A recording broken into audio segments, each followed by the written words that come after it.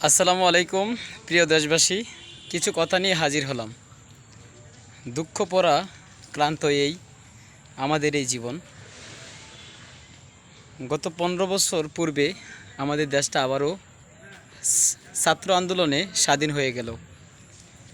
আর এই স্বাধীন শুধু আমরা একা পাইনি, গোটা বিশ্বকে জানিয়ে দেওয়া হলো একজন ছাত্রই পারে দেশকে বাঁচানোর জন্য।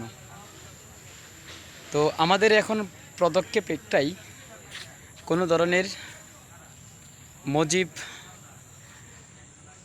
মুজিবের যে ভাস্কর্য আছে, মূর্তিগুলো আছে, সেগুলো রাখা যাবে না। আর সেই পদক্ষেপ সবাই নেবেন, আম মানুষে নেবেন, জনতা মুসলিম সবাই একত্রিত হয়ে এই ভাস্কর্য ভেঙে চুরমার করে দিবেন। কেউ আবার ভুলে কখনো নিজের হাতের টাকাগুলো ছিঁড়ে ফেলাইবেন না, কারণ নিজের হাতের মধ্যেও মুজিবের টাকা আছে। মুজিব ওই টাকাগুলো ছেঁড়া যাবে না, কারণ ওই টাকা যদি আপনি ছিঁড়ে ফেলে দেন তাহলে আপনার চলাফেরার সমস্যা হয়ে যেতে পারে। তাই নিজের হাতের টাকাগুলো কখনোই ছিঁড়বেন না, কারণ টাকা যদি ছিঁড়ে ফেলিয়ে দেন আপনার চলা খুব মুশকিল হয়ে যাবে। তাই আমি সবাইকে আহ্বান করব, যেখানে মুজিবের ভাস্কর্য পাবেন সেখান থেকেই ওই ভাস্কর্য ভেঙে চুরমার করে দেবেন। আমাদের এই ইসলামী শাসন কায়েমের মধ্যে ইসলামিক 90% মুসলমানের দেশে কোনো ধরনের ভাস্কর্য থাকবে না। আর এই দেশ স্বাধীনতার দেশ। স্বাধীনতার দেশে স্বাধীনভাবে চলতে পারবো, কিন্তু স্বাধীনভাবে সব জিনিসেরই হুকুমদাতাও আপনারা করতে পারবেন।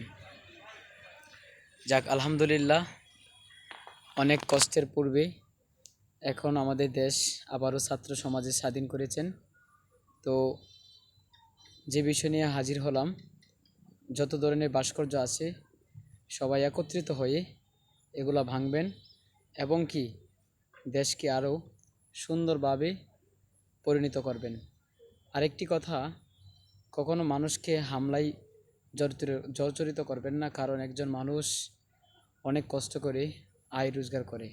কখনো মানুষের বুকে আঘাত দিবেন না, কারণ আমরা মুসলিম। হুজুর সাল্লাল্লাহু আলাইহি ওয়াসাল্লামের সিফত আমাদের রাখতে হবে। নবী সাল্লাল্লাহু আলাইহি সাল্লাম যেভাবে সাহাবাদেরকে শিক্ষা দিয়েছেন, ওই শিক্ষা আপনাদের লাগবে।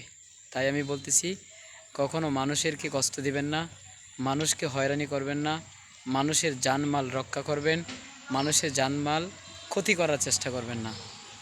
যদি আমার কথাগুলো আপনার কাছে ভালো লেগে থাকে, চ্যানেলটি সাবস্ক্রাইব করে পাশে থাকবেন। ধন্যবাদ জানাচ্ছি। আসসালামু আলাইকুম। এই পর্যন্তই।